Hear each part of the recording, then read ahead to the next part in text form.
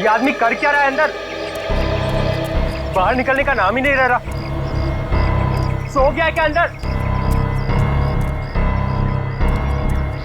कमाल के लोग, दूसरे के टाइम की तो कोई वैल्यू ही नहीं।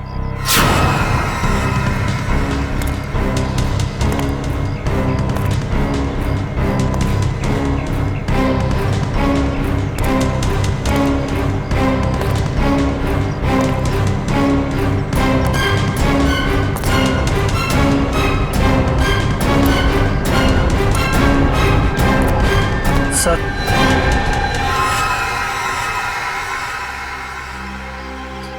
इतना लेट? ये सर्विस है तुम्हारे रिजॉर्ट की? सॉरी सर, आपने कैंची मांगी थी, वो तो नहीं मिली। चाकू लेकर आया, इससे काम हो जाएगा। तो ब्लडी लाउजी पीपल, 10:30 हो गए, मीटिंग्स करनी है, अपॉइंटमेंट्स है, और अंदर ये आदमी बैठ के धरना दे रहा है। सर, आप अंदर नहीं जा सकते सर। हेलो भैया, सुन रहे हैं आप? ओ भाई साहब, जल्दी कीजिए, मुझे लेट हो रहा है। शराफत नाम की भी कोई चीज होती है, घर ही बनाकर बैठ गए हो। इग्नोर करने की भी हद होती है यार। अरे सुनाई दे रहा है कि नहीं आपको कुछ?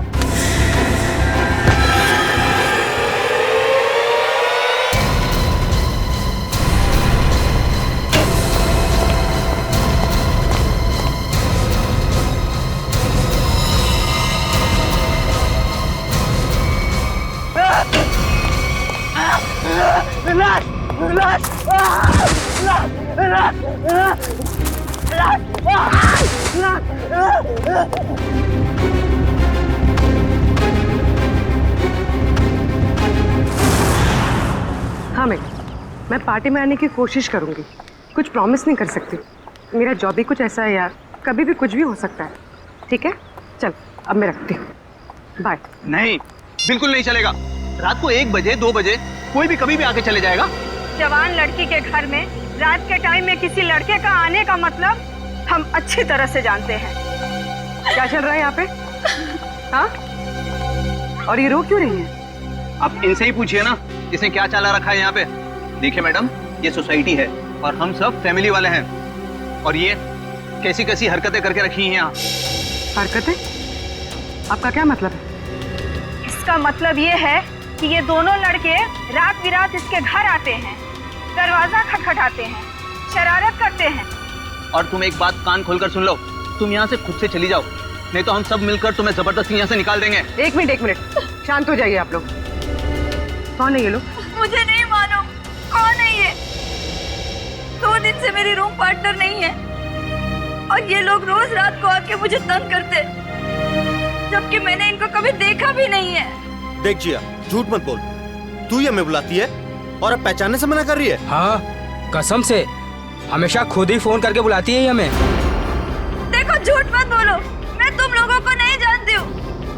पता नहीं ये लोग मुझे क्यों बदनाम कर रहे हैं। देखो, झूठ और सच का फैसला कहीं और जाकर करना, समझी? गुप्ता जी, इस बात का फैसला अब अभी कीजिए आप, और अगर आपसे भी नहीं होता है तो हम सब मिलकर इस लड़की का कमरा खाली कर देंगे। प्लीज सर, ऐसा मत कीजिए। देखो, मैं तुम्हें भाड़े पे घर देने के वक्त कहा था ना, हमारे सोसाइटी का रूल बहुत सख्त है। क्या बोला था ना? बोला। प्लीज सर, इसमें मेरा कोई कसूर नहीं।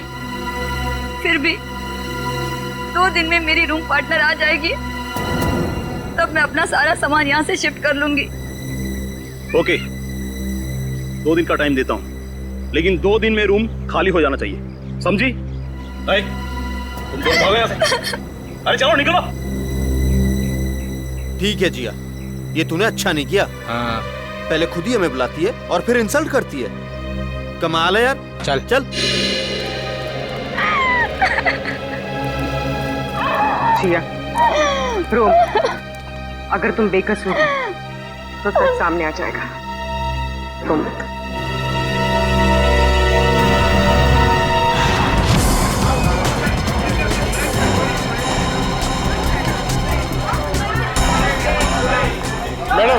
मैडम मेरा बिल बनाइए फौरन। सुनिए, जरा शांत हो जाइए। देखिए, यहाँ पर खून हुआ है। जब तक हमारा इन्वेस्टिगेशन पूरा नहीं होता, कोई ये होटल छोड़कर नहीं जाएगा। मैडम, आप भी ध्यान में रखिए, कोई भी गेस्ट नहीं जाएगा यहाँ से, समझे?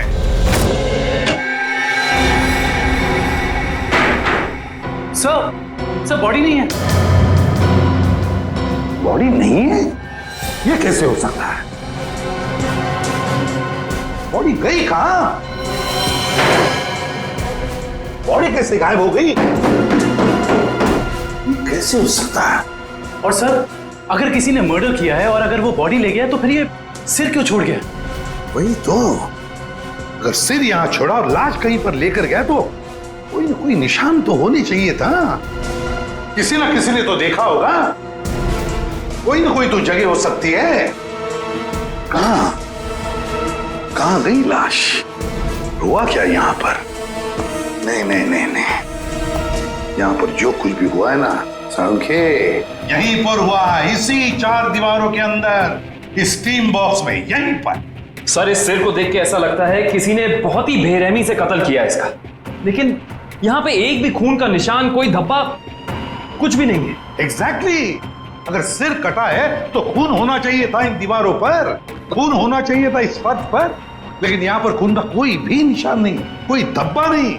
यहाँ देखो, इस बॉक्स में खून का कोई भी निशान नहीं, कोई भी निशान नहीं, ना कोई हथियार का निशान। सांखे, सिर कटा हुआ है, लाश गायब है, लेकिन इस पूरे कमरे के अंदर कुछ भी निशान नहीं, कमरा सुथरा साफ है। इसका मतलब कुछ ना कुछ तो गड़बड़ जरूर है, कुछ ना कुछ तो गड़बड़ जरूर है बॉस। सर, हाँ सर, जिसका खून हुआ है उसके दोस्त बाहर आए हुए हैं। ठीक है, तुम चलो, मैं आता हूँ। सांखे, देख ले इस कमरे का एक एक कोना कोना छान मार ले, देख ले कुछ मिलता है क्या। देखता हूँ। सर, ये रहे।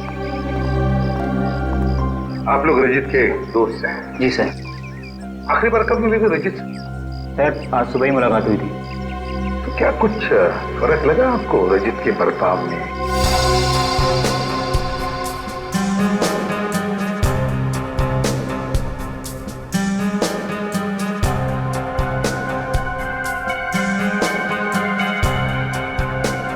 सर, ऐसी तो कोई बात नहीं है। इनफैक्ट हम जिम से साथ में ही आ रहे थे।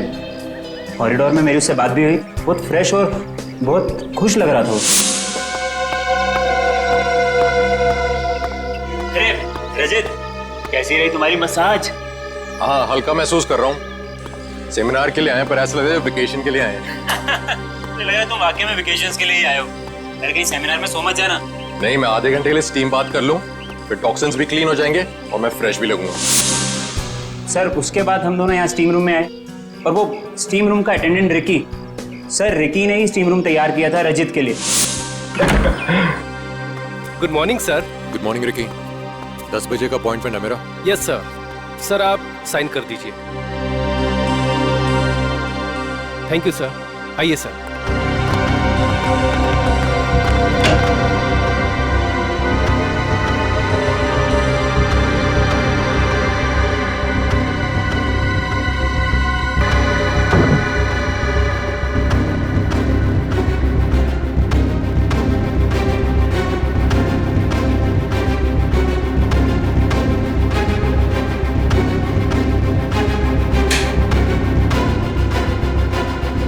कितना टाइम लगेगा?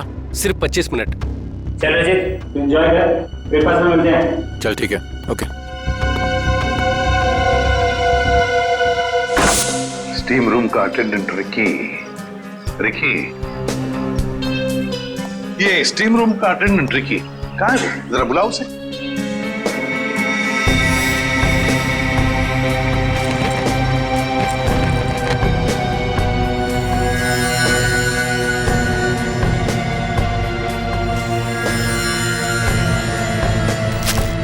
सर, वो जब से हादसा हुआ है तब से गायब है। रिकी इस रिसोर्ट में कहीं नहीं। रिकी गायब है? जब से हादसा हुआ रिकी गायब है। इस रिकी का पता लगाना पड़ेगा। सर, सर, खून, एक और लाश उधर है। ये हो क्या रहा है आपके होटल में? हाँ, एक सिर मिला है जिसकी लाज गायब और अब ये दूसरा खून। सर मैं तो खुद परेशान हूँ, ये क्या हो रहा है मुझे समझ नहीं आ रहा सर। अब बाहर फेरिए।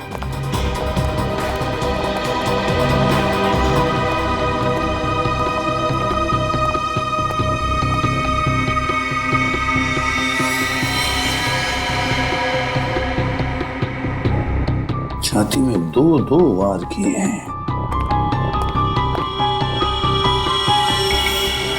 सर काफी गहरा है, पूरी ताकत से बात किया गया। हाँ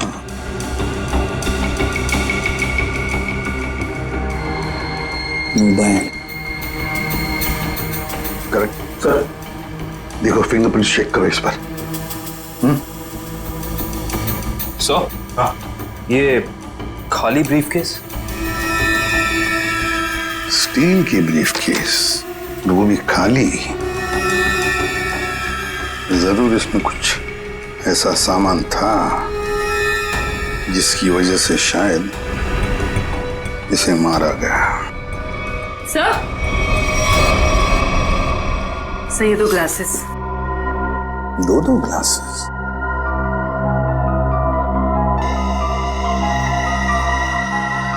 लिपस्टिक वगैरह के तो कोई मार्क नहीं, लेकिन एक बात तो पक्की है कि यहां पर इसे मिलने कोई आया तो था जरूर। कोई ऐसा आदमी जिसे शायद जानता था, जरूर जानता होगा उसे। क्या नाम क्या था इस गेस्ट का? सर विनय नाम था इनका, और यहाँ पे होने वाले सेमिनार के लिए आए थे। विनय, तो इससे मिलने अगर जो भी कोई आया होगा उसका रिकॉर्ड तो हमें रिसेप्शन से मिलेगा ही ना? जी सर।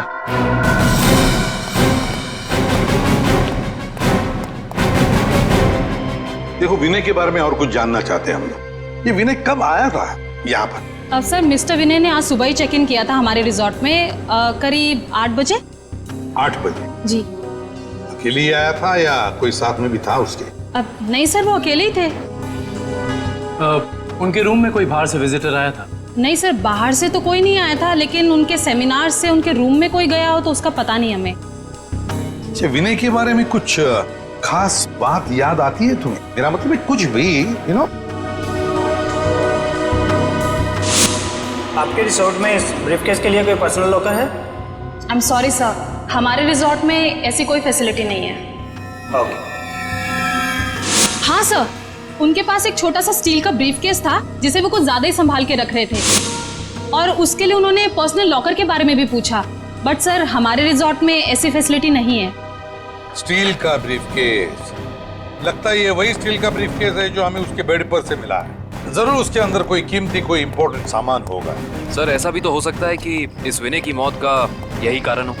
हाँ सर, विनय के रूम में कोई होटल के बाहर से नहीं, होटल के अंदर से आया था और दोनों साथ में ही बैठे थे। सर करण, सर इस फोन पर जो फिंगरप्रिंट थे उसे उठा लिया सर। Very good. देखते हैं आखिरी फोन किसका था। पार्टनर, जरूर किसी पार्टनर ने फोन किया था विनय को।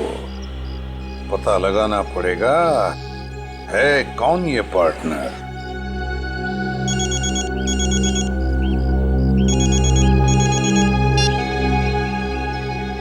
हेलो, हाँ, तुम आज से ही काम शुरू कर दो, ये जरूरी है।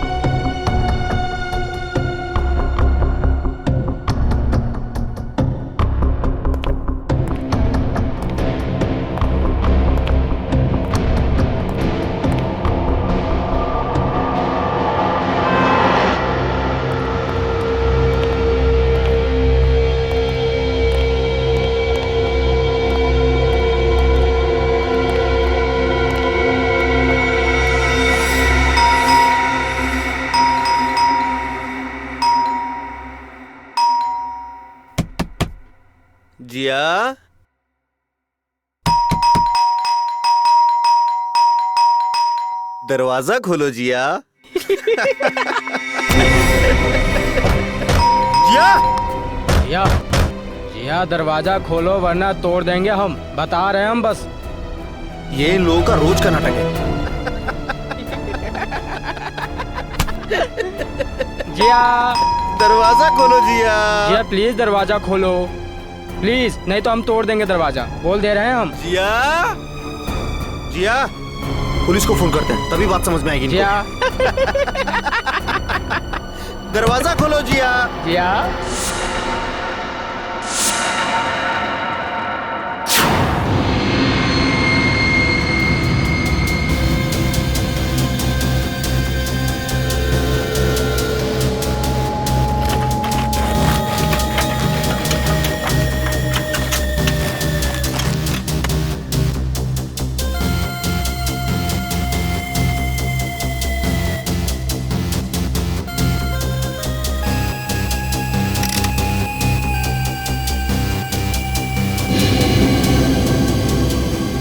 सर आता रहेगा। सर इसकी खोपड़ी में एक अजीब बात है। अच्छा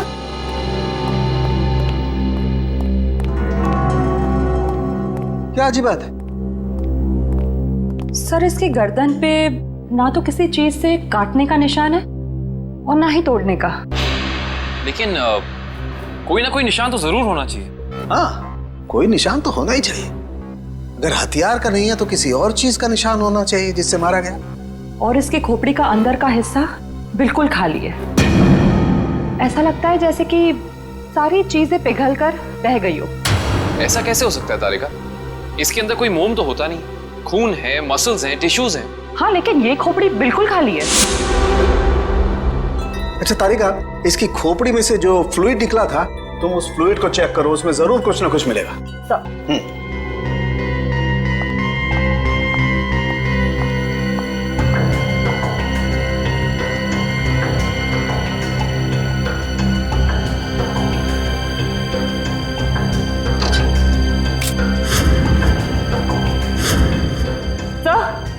ये देखिए।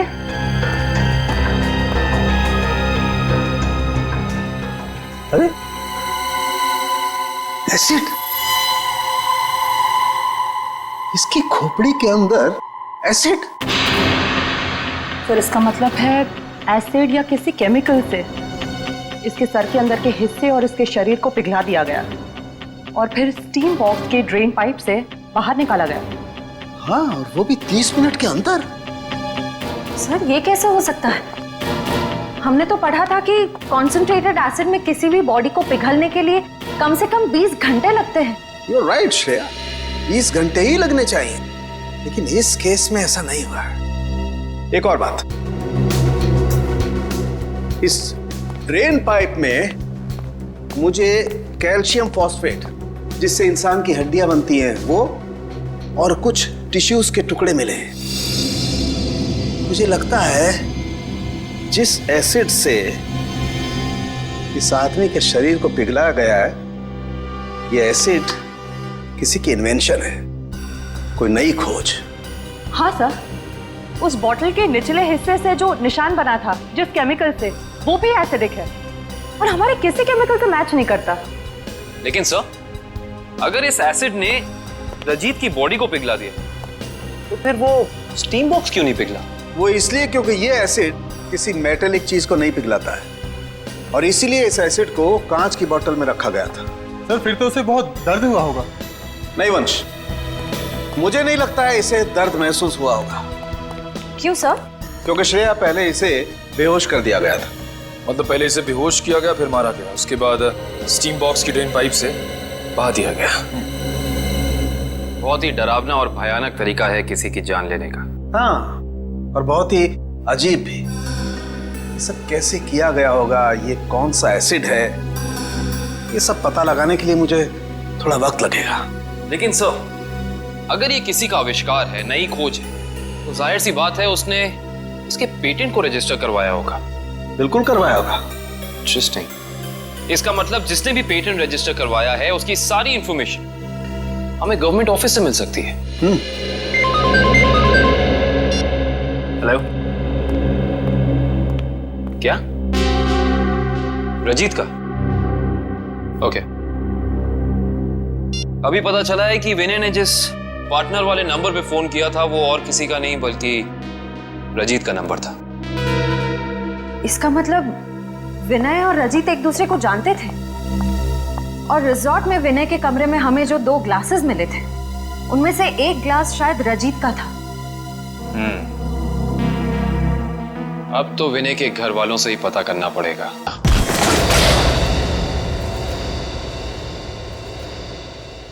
चेक करो।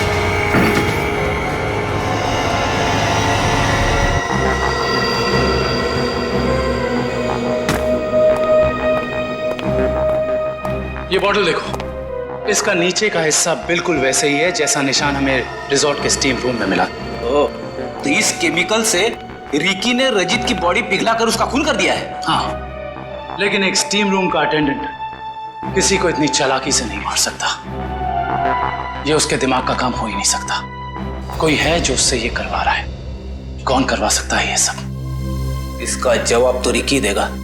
हाँ, और उसके लिए रिकी का मिलना बहुत जरूरी है। चलो बाहर लोगों से पूछते हैं, शायद उसे जाते हुए किसी ने देखा। एक्सक्यूज मी, आप लोग सब यहीं आसपास रहते हैं? जी जी। ये वो रिकी रहता है यहाँ पे, आप लोग उसे जानते हैं? आज आपने उसे देखा? हाँ सर, मैंने देखा उसे।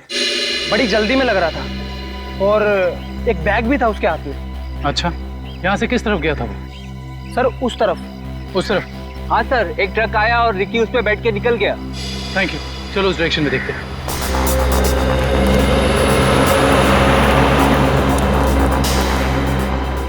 ये देखो, यहाँ पे रेत गिरी है, शायद ट्रक से गिरी होगी। इसका मतलब जिस ट्रक में रिकी गया वो ट्रक बिल्डिंग मटेरियल लेके जा रहा था। यहाँ आसपास कुछ कंस्ट्रक्शन चल रहा है, ढूंढना पड़ेगा।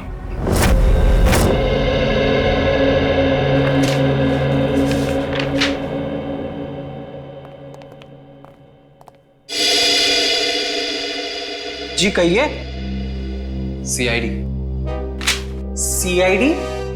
जी, पिछले हफ्ते में जितने भी एसिडिक केमिकल्स को पेटेंट कराया गया है उन्हें रजिस्टर करवाने वालों के नाम और पते हमें चाहिए। केमिकल का कोई नाम भी तो होगा। आप वो फाइल हमें दे दीजिए, हम खुद ढूंढ देंगे। ठीक है।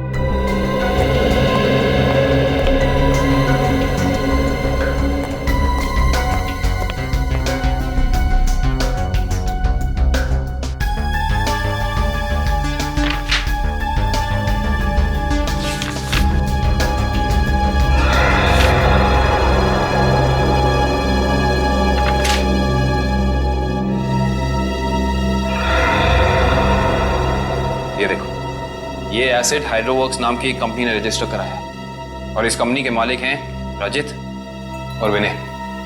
इसलिए विनय के सेल फोन पे रजित का नंबर पार्टनर के नाम से सेव था। रजित अपने खोज से मरा और उसका पार्टनर विनय एक बंद कमरे में मरा हुआ मिला। इंटरेस्टिंग। ये केस तो और भी ज्यादा उलझता जा रहा है।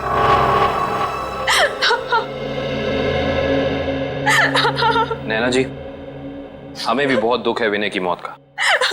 हम आपका ज्यादा वक्त नहीं लेंगे। हाँ, लेकिन आपसे थोड़ी जानकारी चाहिए हमें।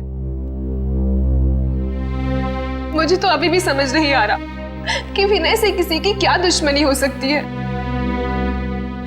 बेहद शरीफ और मिलनसार इंसान थे मेरे विनय। अच्छा, ऐसा कोई हादसा या कभी उनकी किसी के साथ कोई तू मैं हुई हो या कोई दुश्मनी, कुछ याद है आपको?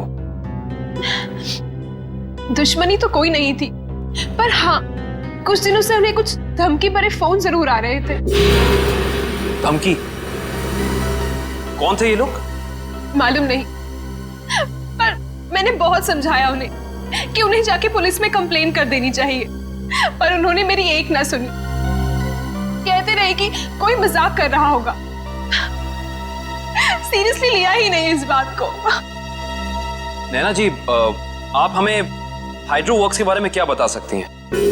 हमारी इंफॉर्मेशन के हिसाब से विनय और रजीत दोनों पार्टनर्स थे और इन दोनों ने मिलकर एक बहुत ही खास केमिकल की खोज की थी। देखिए, मैं बस इतना जानती हूँ कि वो दोनों साथ में काम कर रहे थे, बस।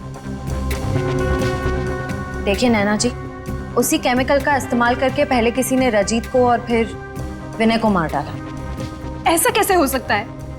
वो केमिकल तो विनय अपने साथ लेकर जाने वाले थे, एक ब्रीफकेस में।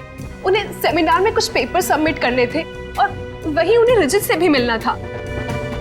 अच्छा नैना जी, क्या पहले कभी ऐसी कोई घटना हुई है जिससे हमें कोई सुराग मिल सके? ऐसा कुछ खास तो नहीं, पर हाँ, कॉलेज के दिनों में जब वो जूनियर कॉलेज में पढ़ते थे तब कुछ तो केस हुआ था जिसकी वजह से उन्हें कॉलेज से रेस्ट्रिकेट कर दिया गया था। अच्छा, वो केस क्या था, कुछ उसके बारे में पता है आपको? देखिए, मैं ज्यादा कुछ नहीं जानती, पर बस इतना पता है कि कुछ तो केस हुआ था जिसकी वजह से उन्हें रेस्ट्रिकेट कर दिया गया था बेवजह। कौन सा कॉलेज था ये? GRN college. Thank you. Vinay और रजीत के खून का इस कॉलेज की घटना से क्या संबंध है, पता करना पड़ेगा।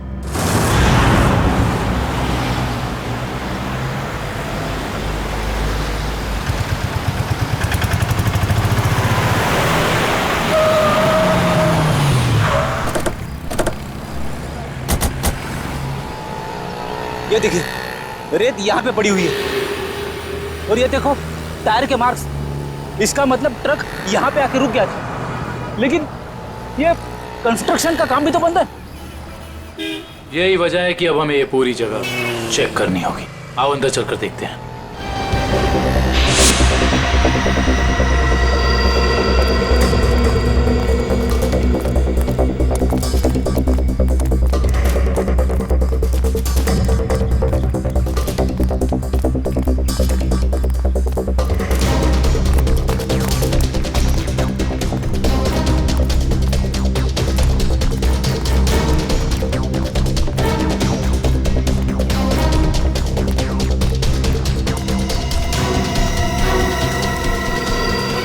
सर, रिकी यहाँ पे है।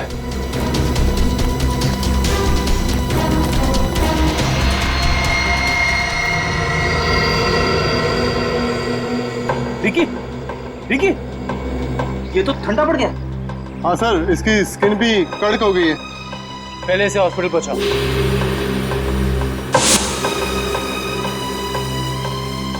इशिता, एम्बुलेंस बुलाओ।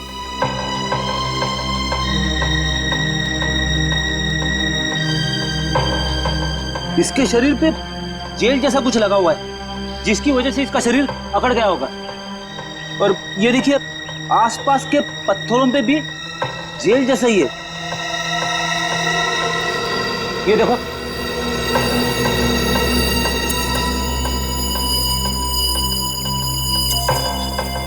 ये जेल क्या है इसके बारे में तो पता करना होगा।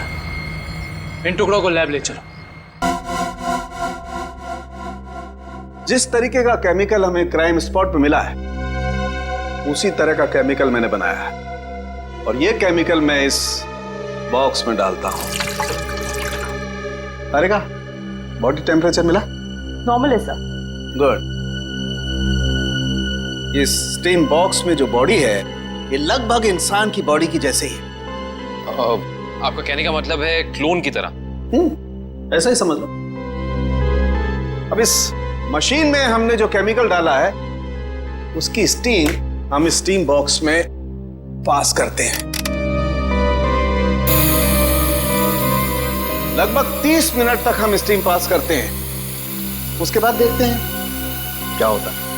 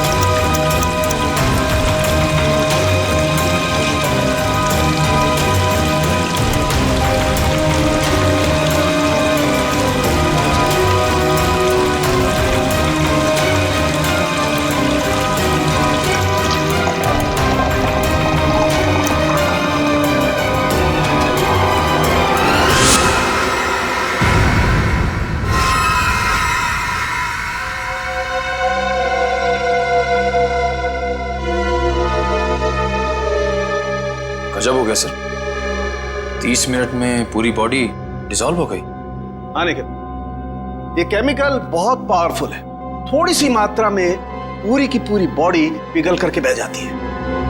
रिकी की बॉडी भी इसी केमिकल की वजह से फ्रीज होकर के अकड़ गई थी। आई सी, बहुत ही खतरनाक केमिकल है ये।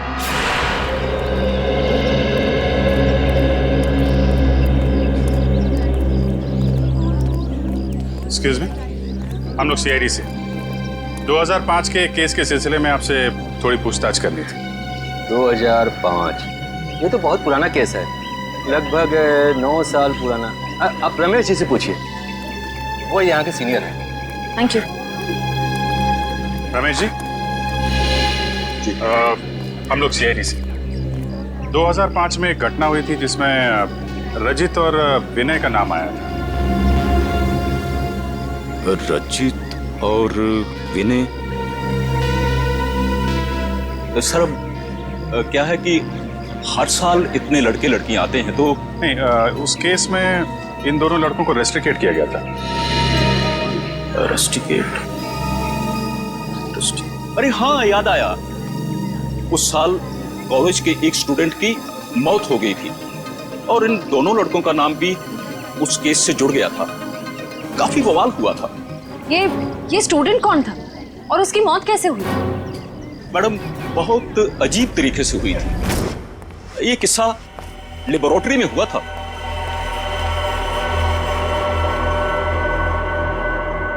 इतनी देर तक कौन काम कर रहा है?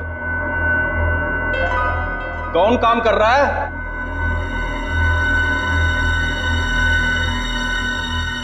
अरे भाई, खोगे का काम में जवाब तो दो। कब तक काम करोगे? अरे चुप क्यों हो? बताओ, मैं लेबोरेटरी बंद करूं या खुली रहने दूं?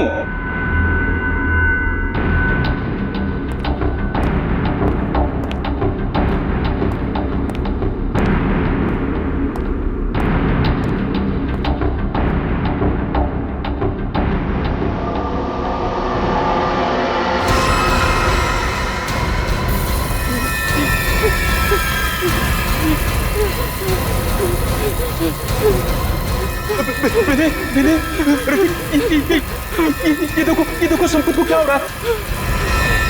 सर बचाइए इसे, प्लीज सर बचाओ इसे। सर देखिए ना संपत को क्या हो रहा है। सर देखिए ना। क्या कुछ करो भाई। सर क्या हो रहा है, देखिए ना सर बहुत भयानक था वो। ऐसा मैंने पहले कभी नहीं देखा था। एक आदमी खड़ा था और खड़े खड़े पिघल गया। संपत नाम था उसका। पुलिस केस भी हुआ था और विनय और रजित को रेस्ट्रिकेट किया गया था। इस केस से जुड़ी सारी फाइलें चाहिए। हेलो, कहाँ? कौन से रेस्टोरेंट? ठीक है, मैं पहुंचती हूँ। नजर रखना।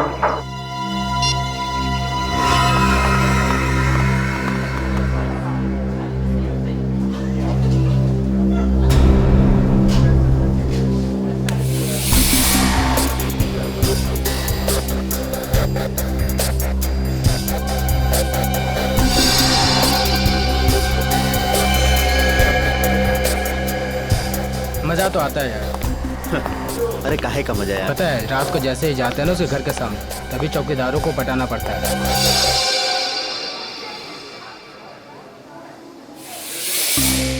मैडम, आप यहाँ कैसे? तुम लोग क्या समझते हो? तुम लोग कुछ भी करते रहोगे और तुम्हारा कोई कुछ नहीं बिगाड़ सकता। मैडम, हमने क्या किया? एक लड़की का जीना हराम कर रहे हो और पूछ रहे हो क्या किया है? टेढ़ी बात करोगे ना तो सीधा करना हमें आता है। क्यों कर रहे हो ऐसा? मैम, हम खुद नहीं गए उसके घर, वो खुद ही हमें बुलाती थी। हम पहले भी बता चुके हैं मैम आपको। और मैडम, आपको जानना ही है तो आप जिया से बात करो ना। वो क्यों बुलाती है हमें? वो झूठ नहीं बोलती है। सर हम सच बोल रहे हैं सर, हमारा यकीन कीजिए प्लीज। हाँ जानता हूँ, राजा हरिश्चंद्र के चेले हो ना तुम लोग। देखो, लास्ट चांस दे, सच सच बताओ, उस लड़की को क्यों परेशान कर रहे हो? और अगर सीआईडी का तरीका अपनाऊंगी ना तो तोते की तरह बोलना शुरू कर दोगे।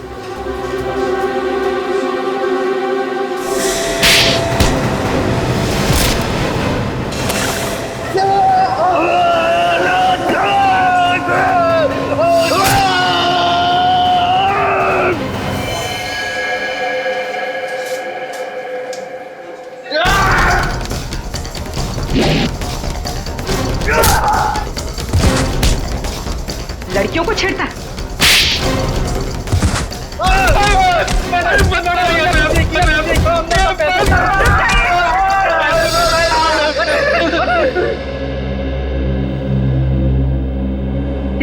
साइंस लैब में 2005 में और बेस्ट इन्वेंशन करने वाले को स्कॉलरशिप मिल रही थी। ये तो स्टूडेंट पिघल के मर गया था संपत। इसने एक स्पेशल एनेस्थीसिया बनाया था बेहोश करने की दवा, जो किसी भी मसल को 5 मिनट के लिए फ्रीज कर सकती थी। और ये रजित और विनय, इन्होंने एक ऐसा केमिकल बनाया था जो किसी भी चीज को 30 मिनट के अंदर पिघला सकती थी। सर ये देखिए।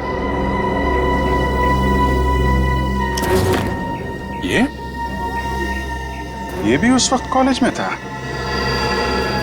और ये बात उसने हमसे छुपाई।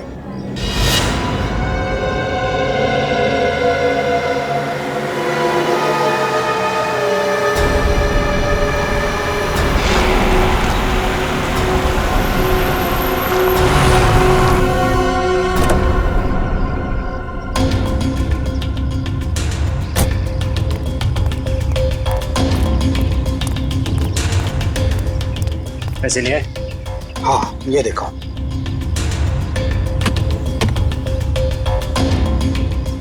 अब खुश? गुड। ये रहा तुम्हारा सामान।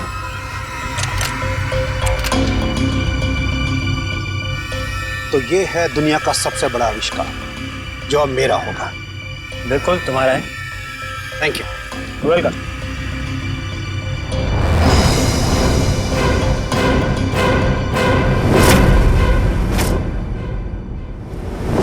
ये छुप छुप के क्या कर रहे हो? हैं? क्या कर रहे हो छुप छुप के? आगे मत बढ़ना, वरना ये बोतल इसी के साथ मैं फोड़ दूंगा। मत बढ़ना आगे, कह रहा हूँ आगे मत बढ़ना, नहीं तो ये मारा जाएगा। तुम यहाँ से जा नहीं सकते हो, छोड़ो उसे। आगे नहीं बढ़ना। कहा ना, मैं झूठ नहीं बोला, झूठ नहीं बोला मैं। पीछे रहो, आगे मत बढ़ना।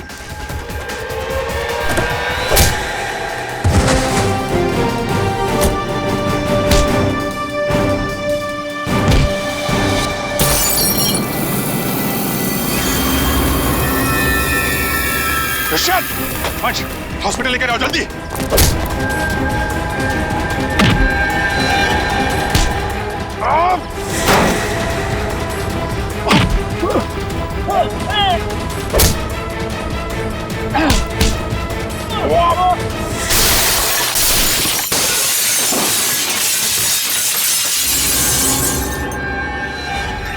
हाँ, मैं नहीं मारा उसे। मैंने और रजित के केमिकल का इस्तेमाल करके मैंने संपत को लैब में मार डाला। रेतेन, तुम यहाँ क्या कर रहे हो? और संपत के बनाए हुए केमिकल पर अपना नाम डालकर मैंने उसे भेज दिया। क्यों किया तुमने ऐसा? मुझे पैसों की जरूरत थी। मेरे खर्चे पूरे नहीं पड़ रहे थे। और जब मुझे पता चला कि संपत ने एक ऐसे केमिकल का आविष्कार किया जिससे बॉडी फ्रीज हो जाती, उसकी इंटरनेशनल मार्केट बहुत ज्यादा थी, उससे वो केमिकल हासिल करने के लिए मैंने उसे भी मार डाला। रजित और विनय को उन्हीं के खोजे हुए केमिकल से मार दिया और केमिकल बेच के पैसा कमाना चाहते थे, क्यों? हाँ। और इसमें वो स्टीम रूम का अटेंडेंट रिकी, उसने तुम्हारी मदद की थी। हाँ, लेकिन मैंने उसे पैसे दिए थे। इस बॉटल का सारा केमिकल स्टीम बॉक्स में डाल देना। जैसे ही काम खत्म हो जाए इस बॉटल को गायब कर देना। चलो। हाँ, समझ गया। चलो निकलो। मैंने पहले विनय को मारा।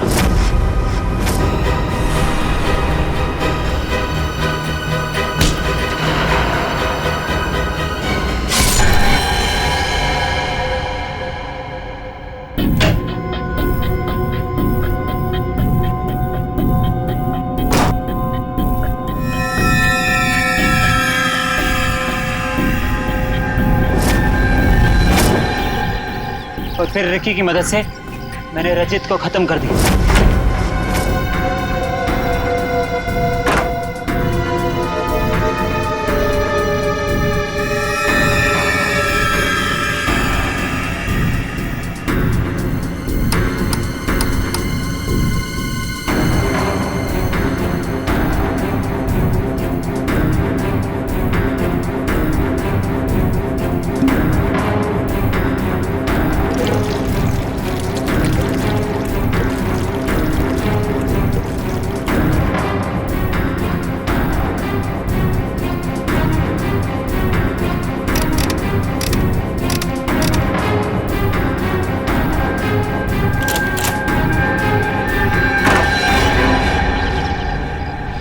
रिकी तो तुम्हारा साथी है ना, फिर उसे मारने की कोशिश क्यों की तुमने? रिकी मुझे ब्लैकमेल कर रहा था। मैं सोच रहा हूँ कि जुबान भी कितनी कीमती चीज है, अगर फिसल जाए तो करोड़ों का नुकसान करा दे, इज्जत गवा दे, फांसी चढ़वा दे। मतलब? वो केमिकल की बोतल मेरे सीने में 2 मर्डर्स के राज बहुत ज्यादा है, जुबान जेल नहीं पाएगी, वजन तो करना ही पड़ेगा। लो पैसे पकड़ो और अपना मुंह बंद रखो, समझे? उसी केमिकल से मुझे डरा रहा था। क्या करता? जरूरत थी और मजबूरी। Shut up! समाज की भलाई के लिए की गई खोज का गलत इस्तेमाल किया है तुमने। 3 खून किए हैं। तुम जैसे लोगों के लिए कानून ने भी एक खोज की है, फांसी। आप लोगों को जरा सा भी एहसास नहीं हुआ कि आप लोग सब मिलकर एक अकेली लड़की के साथ इतनी नाइंसाफी कर रहे थे? कोई इस तरह से परेशान करता है किसी को? बोलिए। सॉरी मैडम, ये रमेश जी को अपना फ्लैट बेचना था और उन्हें अच्छा बायर भी मिल गया था, इसीलिए सब। और मैडम, जिया घर खाली करना भी नहीं चाह रही थी और उसके लीज एग्रीमेंट को खत्म होने में अभी टाइम था। मैडम, ये रमेश जी ने एक दिन आकर हमें अपनी तकलीफ बताई और हमसे हेल्प मांगी। तो आप लोग ने मिलकर ये ड्रामा किया, एक लड़की के कैरेक्टर पर कीचड़ उछाला।